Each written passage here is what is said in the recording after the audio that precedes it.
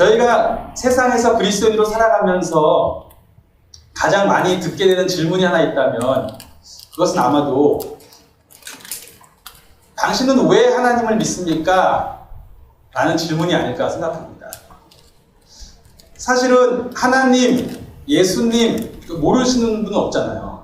요즘에 우리 5월 때 선거 공부 오셨던 분이 말씀하셨던 것처럼 정말 하나님 모르는 사람 없고 예수님 모르는 사람 없는데 우리가 그리스도인이라고 말하면, 우리가 교회에 나간다고 말하면 그분들이 묻는 것은 그것이죠. 당신은 왜 하나님을 믿습니까? 왜 예수님을 믿습니까? 사실은 그 질문은 많은 뜻을 담고 있습니다. 요즘 같은 세상에서 하나님을 믿는다는 게 좀 이상하지 않습니까? 예전에야 사람들이, 우리가 흔히 생각하는 것처럼 예전 사람들은 과학 문명이 발달하지 않고 의료기술이 발달하지 않았기 때문에 사람의 손이 어떤 신적 존재에게 있었다고 믿었기 때문에 그렇게 신을 믿었었던 것이 이해되지만, 오늘같이 모든 것이 다 드러나고 물질로 인하여서도 다 이해할 수 있는 세상 속에서 굳이 하나님을 믿을 필요가 있습니까? 라는 질문이 될 수도 있겠죠. 그런가 하면 어떤 분들은 절에 가시고 어떤 분들은 또 다른 곳에 가시는데 굳이 예수님을 꼭 믿어야 될 이유가 있습니까? 라는 질문이 될 수도 있을 것입니다. 사실 이 질문은 우리만 받는 질문이 아닙니다.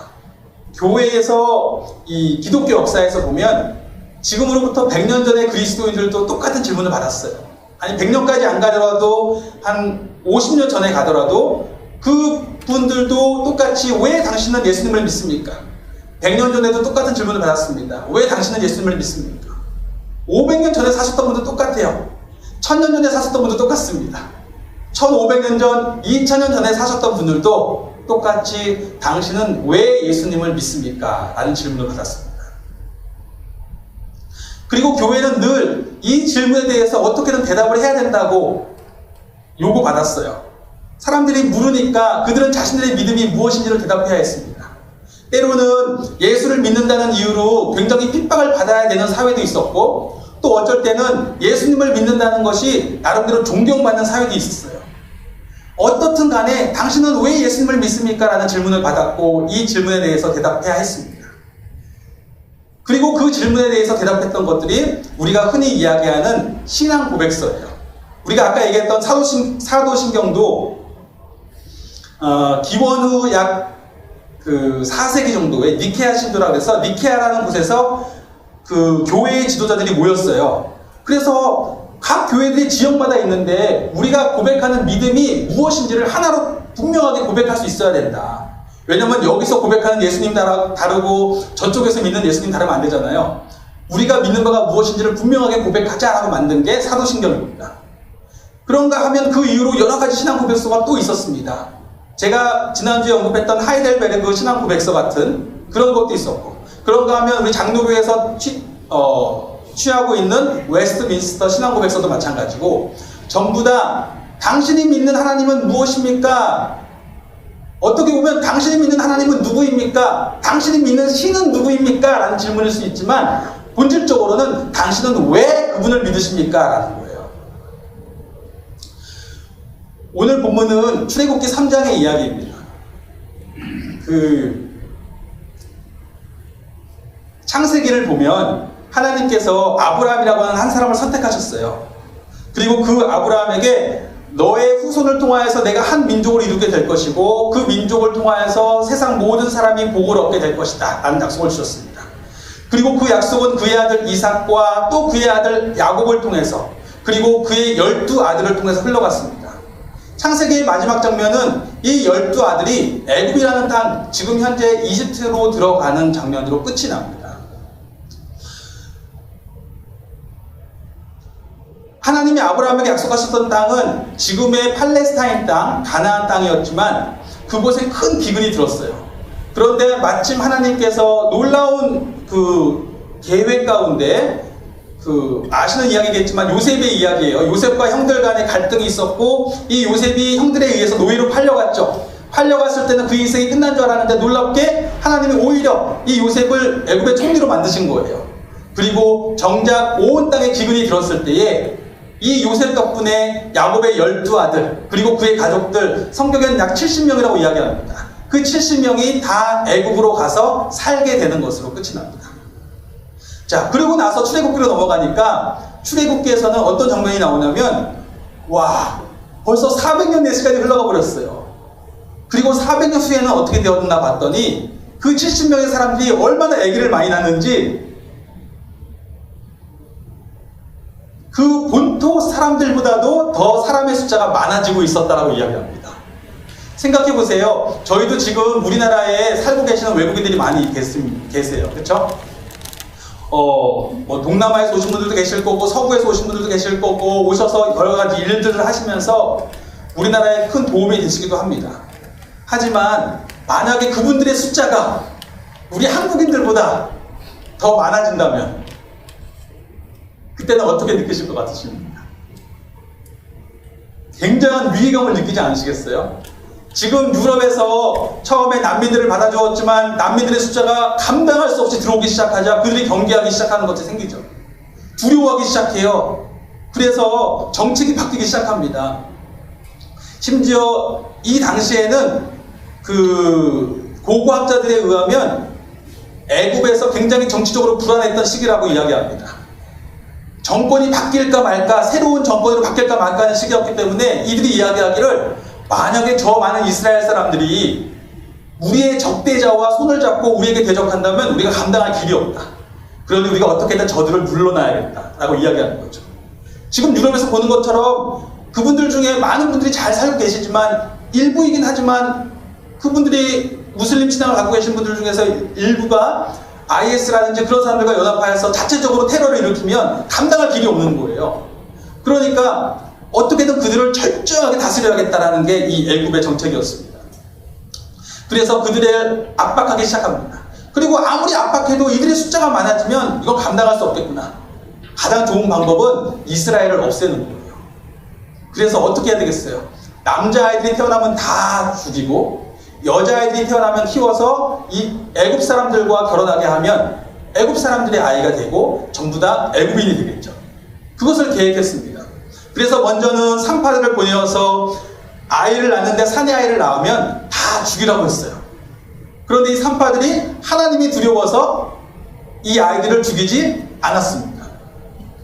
자, 그러니까 이번에는 어떤 명령을 내리냐면 부모 스스로 아이가 태어났는데 만약에 남자아이면 나일강에 던져버려라. 사실 어떤 부모가 그럴 수 있겠어요.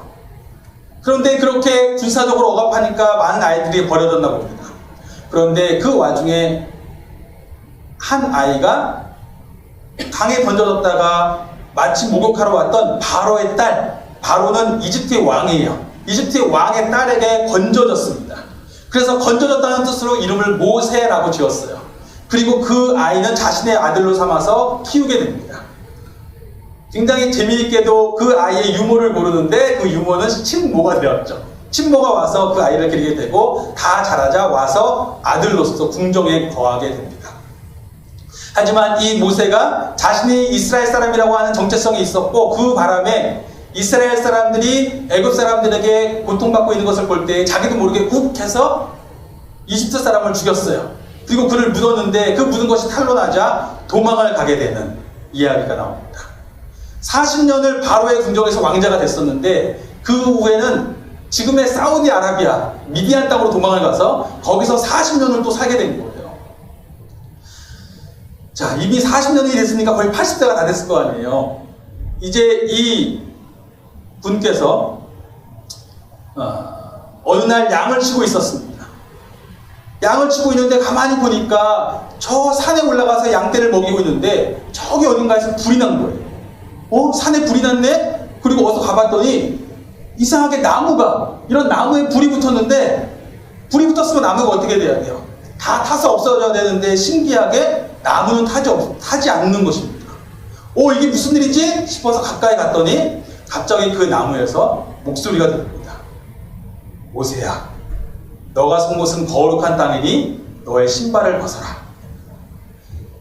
만약에 내가 그런 경험을 하신다면 어떠실 것 같으세요?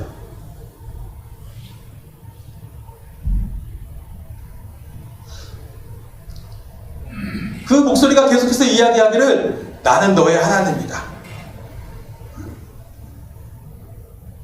읽었던 본문 말씀을 보시면서 하는 것도 좋을 것 같아서 그 목소리가 이야기하기를 뭐라 그래요? 나는 내 조상의 하나님이니 아브라함의 하나님, 이삭의 하나님, 야곱의 하나님이다. 모세가 너무 두려웠어요. 아니 내 조상의 하나님이라고요? 그러자 또 말씀하세요. 내가 애굽에 있는 내 백성의 고통을 분명히 보고 그들의 부르짖음을 내가 들었고 그 근심을 내가 안다. 그러니 내가 내려가서 그들을 이제 건져내어서 그들을 인도하여 아름답고 광대한 땅으로 인도하려고 한다. 이 땅이 어떤 땅이냐면 그들 조상 아브라함에게 약속했던 땅이었습니다. 그러니 이제 내가 너를 보내어 너에게 내 백성 이스라엘 자손을 애굽에서 인도하여 내게 하리라. 당시의 애굽은 그 당시에 가장 큰 강대국 중 하나였습니다. 아니 세상의 초강대국인 어디예요? 지금 미국에 가서 갑자기 저에게 부르심이 있는데 하나님이 어느 날 여기에 불이 붙은 거예요. 그래서 제가 성전 안에 불이 붙었나 했는데 불이 타지 않고 갑자기 거기서 목소리가 들리기를 부영아 내가 너를 미국의 트럼프 대통령에게 보내고자 한다 라고 말을 한 겁니다. 그러면 제가 어떻겠어요? 당연히 너무 놀라겠죠. 물론 하나님의 임재가 놀랍지만 당연히 저의 반응은 아니 하나님 제가 무엇이간데 거기를 가겠습니까? 아니 트럼프 대통령이 저를 어떻게 만나주며 제가 미국에 있는 많은 한국민들에게 말하기를 이제 여러분들 나와야 됩니다라고 이야기할 때에 그들이 저의 이야기를 어떻게 듣겠습니까? 그런데 하나님이 말씀하시는 거예요. 모세에게 내가 반드시 너와 함께 있으리라. 내가 그 백성을 인도하여 낸 후에 너희가 이 산, 내가 지금 너희에게 소명을 주고 있는 이 산에서 나를 예배하게 되리니 이것이 내가 너를 보낸 증거다. 그들이 나를 예배할 때에 여기서 예배하게 될 때에 하나님이 나를 보내셨던 것이 맞았구나 라는 것을 알게 될 거라는 거죠.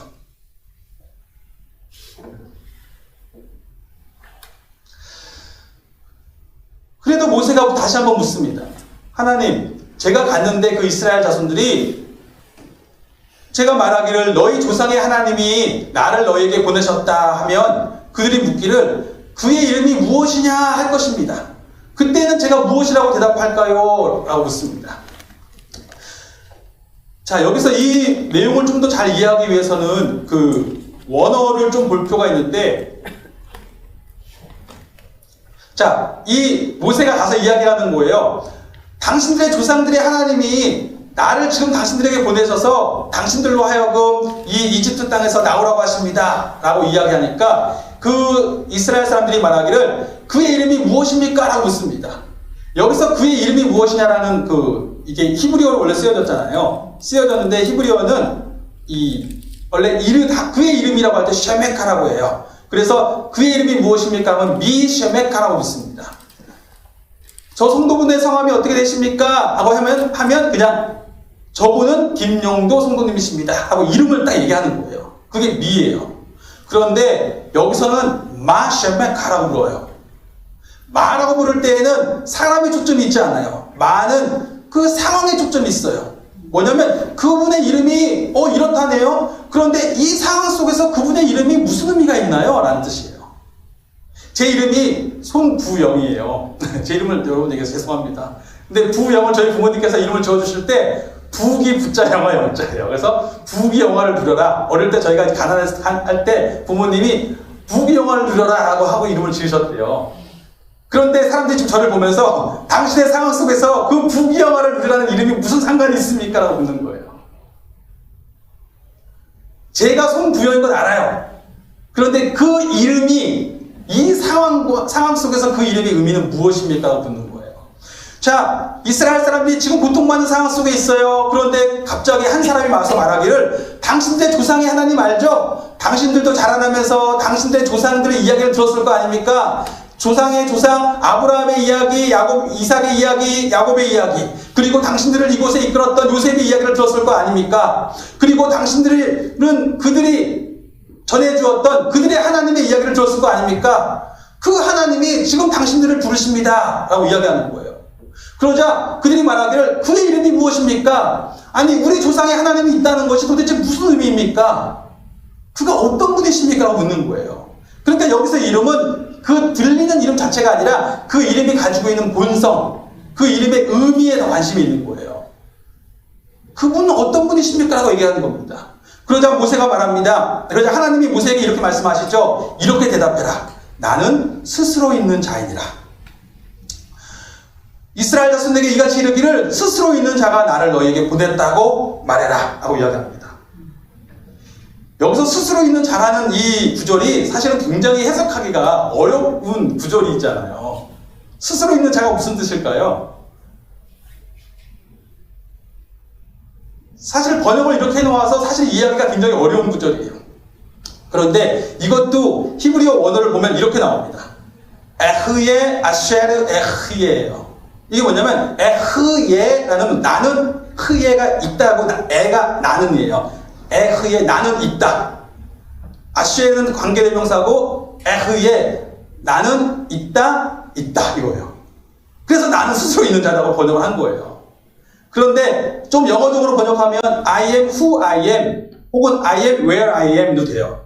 그러니까 나는 있을 곳에 있다라는 것도 돼요. 그런데 더 히브리적으로 보면 이 동사는 과거형도 되고 미래형도 돼요. 뭐냐면 나는 있을 곳에 있어 왔다. 나는 내가 있어야 할 곳에 늘 있었던 존재고 내가 있어야 되는 곳에 있는 존재고 내가 앞으로도 있을 곳에 나는 있을 곳 존재이다. 나는 있는 존재이다. 너희들은 이 조상들의 하나님이 나와 무슨 상관이 있습니까? 아니 그 하나님이 계셨다면 우리가 이렇게 고통받고 있는데 뭐하고 계셨습니까? 아니 이렇게 우리가 시간이 흘러가는 동안 그분은 어디에서 뭐 하셨던 것입니까? 라고 질문할 수 있잖아요. 그런데 하나님이 말씀하시기를 나는 너희 조상들과 있었던 것처럼 너희 삶 가운데도 계속 있어왔고 지금도 있다 라고 말씀하십니다.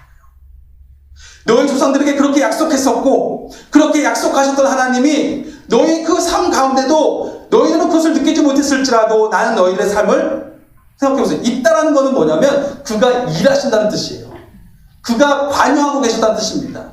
그가 다스리고 계셨다는 뜻이에요. 하나님이 너희 조상에게 약속하셨고 일하셨던 것처럼 너희들의 삶 가운데서도 계셨고 일하고 계셨고 그 삶을 꽉 붙잡고 계셨다고 말씀하시는 겁니다. 그리고 지금도 그 하나님이 그 약속대로 일하고 계시는 것이다 라고 말씀하시는 거예요. 하나님이 지금도 그 약속대로 일하시려고 너희를 부르시는 것이다 라고 이야기하는 것입니다. 그러면서 말씀하시기를 너희 조상의 하나님 여호와라고 이야기해요. 여호와라는 뜻은 여호와는 아까 에흐예 할 때 이 에흐예를 나는 있다 하지만 이걸 3인칭으로 바꾸면 야훼가 돼요. 야훼. 그는 있다예요. 그는 있다. 그가 계시는 거예요. 그래서 하나님이 스스로 말할 때 당연하겠죠. 하나님이 스스로 말할 때 나는 있다고 얘기했지만 우리가 하나님을 입을 불면서 나는 있다 이렇게 얘기하겠어요? 그는 계시다라고 말하죠. 그러니까 야훼가 되는 거예요. 그래서 여호와 계신 분이라는 뜻이에요. 계신 분. 우리에게 약속하셔서 우리의 삶 가운데 약속으로 찾아오셔서 우리 삶을 꽉 붙잡고 계신 분. 지금도 우리 삶을 관여하고 계신 분. 그 분이 아브라함에게 그렇게 하셨고 이삭에게 그렇게 하셨고 야곱에게 그렇게 하셨던 분이 지금 나를 너희에게 보내셨다 하라. 이는 나의 영원한 이름이요 대대로 기억할 나의 칭혼이라. 즉 칭혼이라는 표현을 이해하시겠죠. 그러니까 하나님이 그렇게 그냥 불려야 된다라는 것이 단순히 여호와라는 이름만 여호와라고 부르라고 하는 게 아니라 그 의미를 알고 부르라는 거예요. 그분은 계신 분이세요. 내가 인정하든 인정하지 않든 나의 삶의 자리에 계신 분이에요. 내가 이곳에 하나님이 계실까라고 묻는 그 자리에 계신 분이세요. 하나님이 계시면 나의 삶 가운데 어떻게 관여하고 계십니까? 라고 물을 때에 하나님은 계시다는 거예요. 그래서 그 이후에 이스라엘 사람들의 신앙은 무엇이냐면 그 신앙의 핵심의 내용을 한마디로 여호와를 경외하는 삶이라고 이야기합니다. 무슨 말이냐면 계신 분을 두려워하는 거예요. 그가 내 삶 가운데 계신다는 것, 우리가 볼 때는 이 세상이 물질만 보이는 것 같지만 이 세상을 다스리시는 분으로 정말 계신 분, 그렇다면 그의 손길이 안 미친 곳이 없는 분, 그를 두려워하고 살아가는 것이 그 이스라엘 백성들의 삶이었어요. 그래서 그 하나님께서 모세를 통하여서 계신 분께서 그들에게 말씀해 주신 거예요. 그들이 살아가야 될 삶의 방향을 말씀으로 주셨어요. 그래서 이 말씀을 계신 하나님께서 책임지실 것이니까 이 말씀을 가지고 살아가라. 그리하면 그것이 너에게 생명이 될 것이다. 계신 분이니까 어떻겠어요? 그분이 말씀하신 것이기 때문에 그분의 약속대로 하면 그분의 권위를 인정하는 거잖아요. 그분이 계시다는 것을 인정하고 그분의 권위 안에 들어가면 그분이 그 권위를 인정하며 나온 사람들의 삶을 책임지신다. 그것이 여호와예요. 주님. 그래서 여호와를 히브리 사람들은 또 주님, 아도나이라고 부르는 거예요. 주님.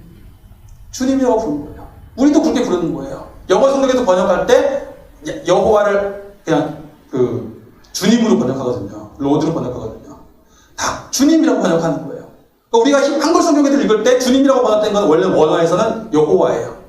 여호와, 나의 삶의 주인으로 계신 분, 나의 삶의 주인으로 나를 꽉 붙잡고 계신 분, 그분이 계심을 내가 두려워함으로, 그렇다면 그분이 자신이 말씀하신 것을 책임지실 것을 내가 믿음으로 그의 말씀 가운데 살아갑니다. 때로는 그 삶을 살아가다 보면 이렇게 살아가는 것이 지혜로운 것일까? 악인들이 비웃어요. 어리석은 자들이 비웃습니다. 죄인들이 비웃습니다. 오만한 자들이 이야기하기를 그렇게 살아서 세상 제대로 못 삽니다 라고 이야기합니다. 그런데 그렇게 비웃음을 당할 때에 나도 유혹을 당하죠. 하지만 그럴 때에도 계신 분이 살아계시고 내가 그의 뜻대로 그의 말씀대로 살아갈 때에 그가 나를 책임지실 것이고 그것이 결국은 가장 깊은 생명을 누리게 하실 길임을 내가 믿음으로 그렇게 살아가는 것, 그것이 여호와를 경외하는 것입니다. 그런데 사실 세상 살면서 하나님의 계심을 기억하는 것이 쉽지가 않아요. 당장 어려운 일 생기면 그 문제가 너무 커 보입니다. 그렇죠? 당장 사람들과의 관계에 문제가 생기면 그것 때문에 너무너무 힘들어요. 하나님이 여기에 계실까? 정말 계실까? 하나님이 내 삶을 붙잡고 계실까? 걱정이 되기 시작합니다. 그래서 이스라엘 백성들의 삶도 그러했어요. 그리고 때로는 유혹을 받아서 당장 눈앞에서 나를 더 채워줄 수 있는 게 있는데 당장 눈앞에 있는 게 더 커 보이고 눈앞에 있는 게 더 두려워 보이기 때문에 그것을 쫓아가게 되는 사람들의 모습이 이스라엘 백성들의 역사 속에서 나타나는 것입니다. 그것을 통해서 보여주신 것이에요. 우리의 모습을. 그 가운데 하나님께서 어느 날 아하스라는 왕이 있었어요. 아하스라는 왕은 하나님을 아주 돌보듯이 보는 사람이었어요. 하나님이 계시다는 것은 아예 잊고 사는 사람이었어요. 그런데 그 사람에게 어느 날 큰 위험이 닥칩니다. 북이스라엘과 아람의 군대가 몰려와요. 그러자 이 사람이 너무너무 두려웠어요. 그러면서 어떻게 할까? 그러다가 생각난 것이 그들의 조상이 하나님이에요. 하나님 계십니까? 조상들에게 함께 계셨던 것처럼 지금 저와도 함께 계십니까? 라고 묻습니다. 그때 이사야라는 선지자를 통해서 하나님이 약속을 주시기 시작합니다. 그 약속이 뭐냐면 내가 있다. 여호와께서 계신 분께서 말씀하시기를 내가 표징을 보이리니. 자, 징조를 보인다는 게 뭐예요? 표징이라는 건 뭐냐면 그가 계시다는 것을 증명시켜주는 거예요. 표징을 보이리니 처녀가 아들을 낳을 것이다. 그리고 그 이름을 임마누엘이라고 부를 것이다. 자, 여기서 임마누엘은 그 아들의 이름이 정확하게 임마누엘이라고 된다는 얘기가 아니에요. 그 아들이 태어나는 그 일이 임마누엘이라고 하는 그 의미를 드러낼 거라는 뜻입니다. 아까 제가 에서의 얘기를 했을 때 하나님이 모세에게 이런 말씀하셨거든요. 모세가 제가 뭐라고 갑니까? 라고 얘기하니까 내가 너와 함께 할 거야 라고 말씀하셨거든요.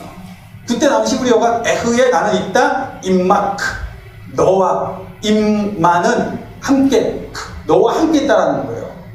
그런데 여기서 임마누엘은 임마 함께 있다, 누는 우리와 뜻이에요. 엘은 하나님. 그 아들을 통해서 하나님이 우리와 함께 하신다는 것을, 우리 가운데 계셨구나 하는 것을 보게 될 거예요. 정말 계시는군요 라는 것을 알게 될 거예요. 그 약속을 주셨습니다. 그리고 그로부터 약 700년 후에 우리가 마태복음에서 보게 되는 1장에서 놀라운 이야기를 듣게 됩니다.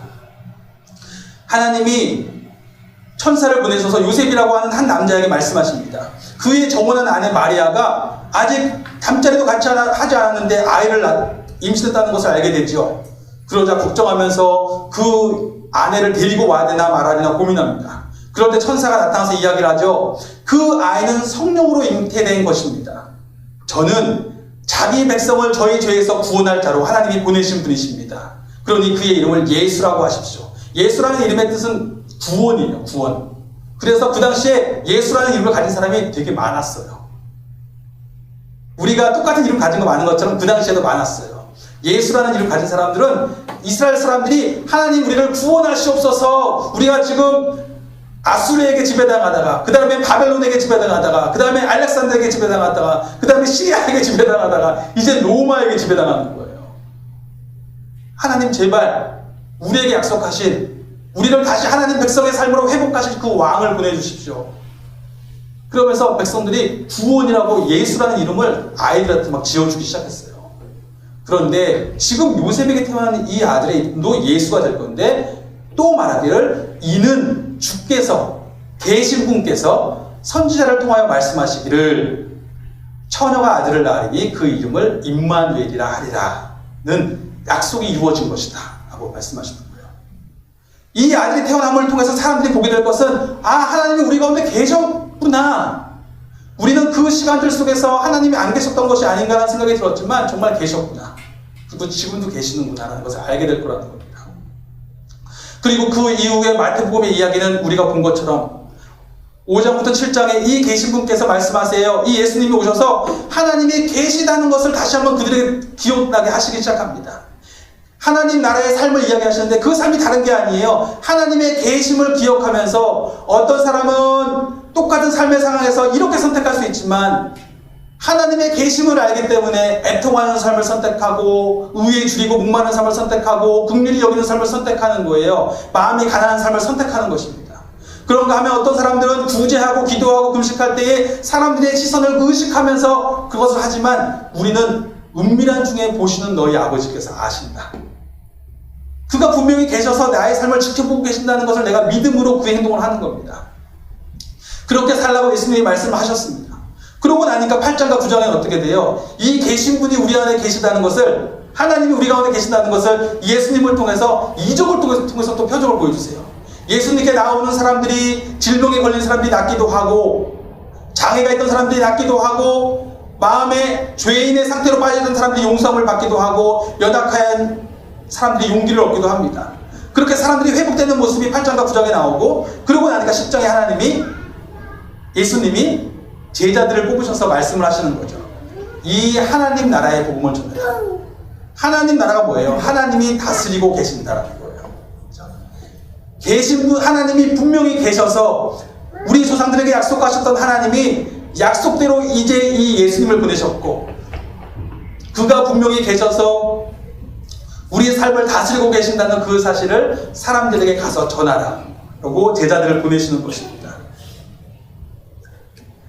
그런데 사람들의 반응은 제각각이에요. 11장부터 나오는 내용들을 보면은 어떤 사람들은, 아, 예수님 정말 당신을 보니 하나님이 계시다는 것을 제가 알겠습니다 라고 우는 사람도 있고, 그런가 하면 어떤 사람들은 하나님이 계신다는 것은 뭐예요? 내가 나의 삶의 주도권을 잡을 수 없다는 거예요. 그렇죠? 나의 삶의 주도권을 잡지 않고 내가 내 맘대로 나의 삶을 살아가면 너무너무 행복하고 좋은데, 어느 순간부터 삶의 주도권이 나에게 있지 않고 하나님께 있다는 걸 알게 됩니다. 하나님께 있다는 건 무엇을 의미합니까? 그분이 계시기 때문에 내가 내 마음대로 살아가는 것이 아니라 그분의 말씀대로 살아가는 것이 나의 삶의 기준이 되어야 되고, 그렇게 살아가는 것 가운데 참된 생명이 있다는 것을 내가 고백하게 되는 것이죠. 그런데 그렇게 살아가는 것이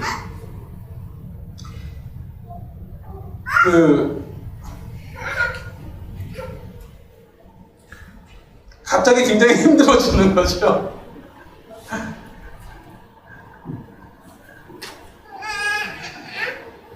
그래서 어떤 사람들은 그것을 거부합니다. 그러고 나서 결국 18장부터 20장에 보면 어린아이 비유 말씀드렸잖아요. 어린아이에서 이야기를 하면서 무슨 얘기를 해요? 포도원 품꾼 비유나 다 얘기하시는 거예요. 얘기하는 것이, 결국 주님께 나오는 사람은 정말 자신의 삶의 주인이 필요하다고 생각하는 사람들, 나의 삶이 너무 연약하여서 나의 힘으로 내가 삶의 방향을 찾아갈 수 없다고 생각하는 사람들, 정말 주님이 나의 삶에 계셔서 그분이 나의 삶을 주도해 주실 때만 내가 살아갈 수 있다고 고백하는 사람들만 예수님께 나아가는 거예요.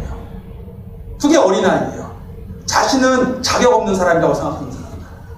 나의 힘으로 도저히 살아갈 수 없다고 고백하는 사람들이 예수님께 나아갑니다.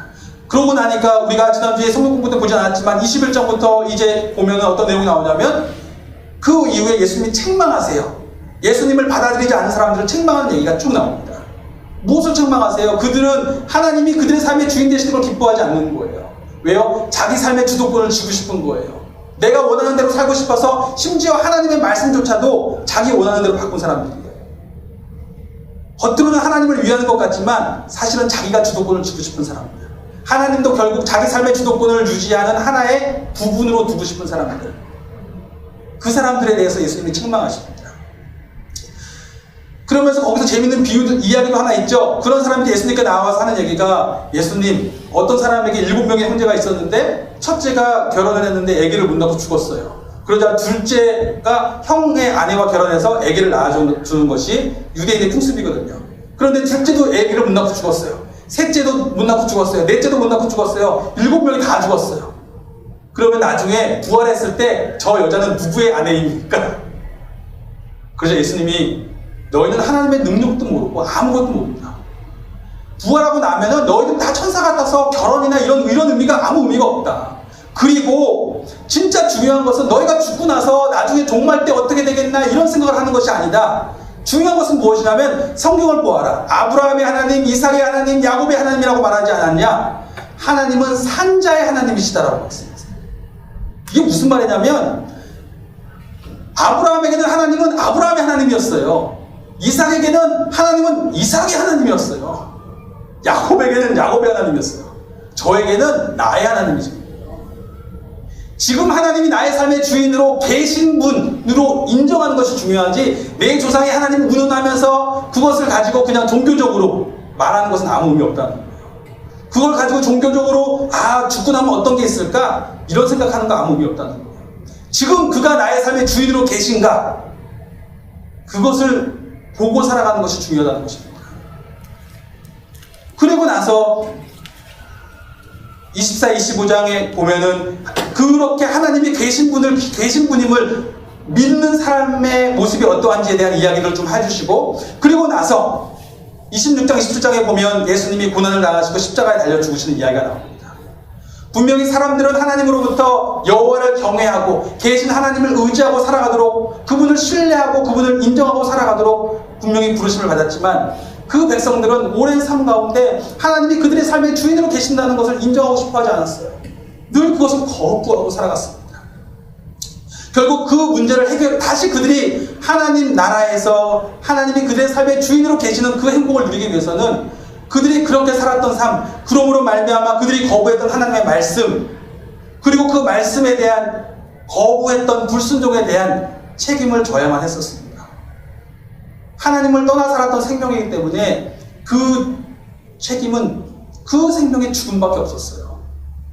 그런데 하나님께서 보내신 이 메시아가 그 생명을 대신 하시겠다고 하는 겁니다. 그들이 받아야 했던 고초와 그들이 받아야 했던 수치를 그가 십자가에 달려 돌아가심으로 말미암아 십자가는 수치스러운 곳이기도 하고 고통스러운 형벌의 곳이기도 합니다.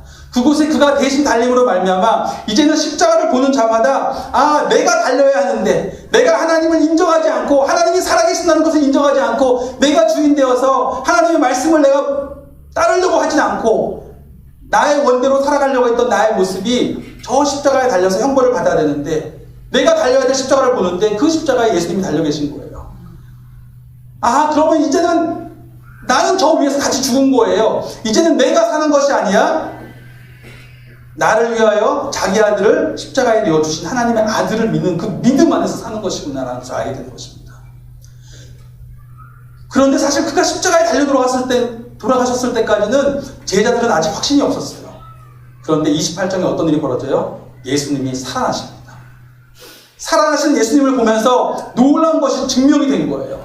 만약에 예수님이 죽음으로 끝났다면 사람들은 이 예수도 그들이 기대했던 많은 지도자들 중에 한 명이 아니었을까라고 하고 끝났을 겁니다. 그런데 그가 다시 일어나셨어요. 예수님이 제자들에게 여러 번 말씀하셨거든요. 내가 분명히 수치와 고초를 당할 것이다. 많은 사람의 대속물로 나를 주려고 온 것이다. 대속물이라는 것은 지난번에도 말씀드렸죠. 성경에서 죄를 짓는 것은 빚진 것이에요. 빚이 많은 건데 빚을 속량해야 돼요. 빚을 갚아야 돼요. 예수님이 그 죽음의 빚을 자신의 몸으로 갚으신 거예요. 그런데 그렇게 죽고 나서 내가 사흘 후에 다시 살아날 거다 라는 말씀하셨어요. 그런데 그것을 아무도 믿을 수가 없었죠. 사람이 어떻게 죽었다가 다시 살아나요? 그런데 그가 다시 살아나는 것을 보게 됨으로 말미암아 우리는 사실 믿기 쉽지 않지만 우리가 사실 그분을 본 적이 없잖아요. 하지만 우리가 보는 것은 무엇이냐면 이 땅에 온 땅 가운데 세워진 교회예요. 온 땅 가운데 세워진 그리스도인들입니다. 바로 그 부활 때문에 그리스도인들이 생겼어요. 부활 때문에 교회들이 생기기 시작했어요. 사람들이 거부할 수 없이 그 당시에 수많은 사람들이 예수님을 본 거예요. 정말 살아나셨네? 정말 살아나셨네? 그가 살아나셨다면, 그가 죽으신 줄 분명히 보았는데 그가 살아나셨다면 그는 분명히 그가 말씀하신 대로 하나님의 아들이시구나. 그리고 그의 죽음이 그 자신의 죽음이 아니라 정말 우리 모두의 죄를 씻을 수 있는 그 하나님의 아들의 죽음이셨구나라는 것이 확증되는 것입니다. 그리고 그는 죽음으로 끝난 것이 아니라 그가 지금 살아계신 거예요. 살아계셔서 지금도 우리 삶 가운데 그가 살아계셔서 하나님 보좌 우편에서 함께 하시고 계시는구나라는 것을 우리가 알게 된 거예요. 보게 된 것입니다. 정말로 그를 일으켜 세우신 하나님이 살아계시구나라는 것을 알게 된 것이고 그 하나님이 살리신 이 예수도 살아계시구나라는 것을 알게 된 것입니다. 그렇다면 이 분이 우리 삶을 그를 따르는 우리의 삶을 지금도 꽉 붙잡고 계시겠구나라는 것을 알게 된 것입니다. 그러면서 우리가 읽은 본문 말씀처럼 예수님이 마지막으로 이 땅에서 계시다가 하나님께 가시면서 마지막으로 하신 말씀이 이것입니다. 하늘과 땅의 모든 권세를 내게 주셨다. 하나님이 예수님을 일으켜 세우시면서 그에게 모든 권세를 주셨어요. 그러므로 너희는 가서 모든 족속으로 제자를 삼아 아버지와 아들과 성령의 이름으로 세례를 베풀고 내가 너희에게 분부한 모든 것을 가르쳐 지키게 하라. 볼지어다 내가 세상 끝날까지 너희와 항상 함께 있으리라. 여기서 너희와 항상 함께 있으리라. 여기서 세상 끝날까지는 모든 날이란 뜻이에요. 그 원어적으로 번역하면 모든 날, 어제도 오늘도 내일도 1월 1일도 2월 1일도 2월 3일도 기쁜 날도 슬픈 날도 아픈 날도 건강한 날도 모든 날을 내가 너와 함께 있을 것이다. 내가 너희와 함께 있으리라. 이 말씀은 하나님께서 모세에게 하셨던 말씀과 똑같은 히브리어예요. 이거 헬라어로 쓰여졌지만 히브리어로 번역하면 똑같은 거예요. 에흐의 임마크, 내가 너와 함께 할 것이다. 모든 날을 너와 함께 있을 것이다. 너가 가서 말할 때에도 모세가 걱정했어요. 내가 어떻게 말을 해야 되죠? 너의 말 가운데 내가 함께 할 것이다. 내가 일할 것이다. 내가 어떻게 행동해야 되죠? 너의 행동 가운데 내가 함께 할 것이다. 내가 너와 함께 할 것이다. 이것이 우리의 믿음입니다. 오늘날 사람들이 우리에게 묻죠. 왜 예수님을 믿습니까? 우리가 믿는 것은 그것입니다. 그가 살아계십니다. 그가 살아계셔서 지금도 나의 삶을 꽉 붙잡고 계십니다. 사람들은 이해하지 못할지 모르겠지만 지금도 나는 그가 매일매일의 삶을 하루도 빠짐없이 한순간도 빠짐없이 아침에 깰 때도 빠짐없이 저녁에 잠들 때도 빠짐없이 그가 지금도 나의 삶을 꽉 붙잡고 계시다는 것을 나는 보고 있습니다. 나는 믿고 있습니다. 그래서 나는 오늘도 그렇게 살아갈 수 있습니다. 그것이 우리의 믿음입니다. 우리는 계신 주님을 믿고 살아갑니다. 기도하겠습니다.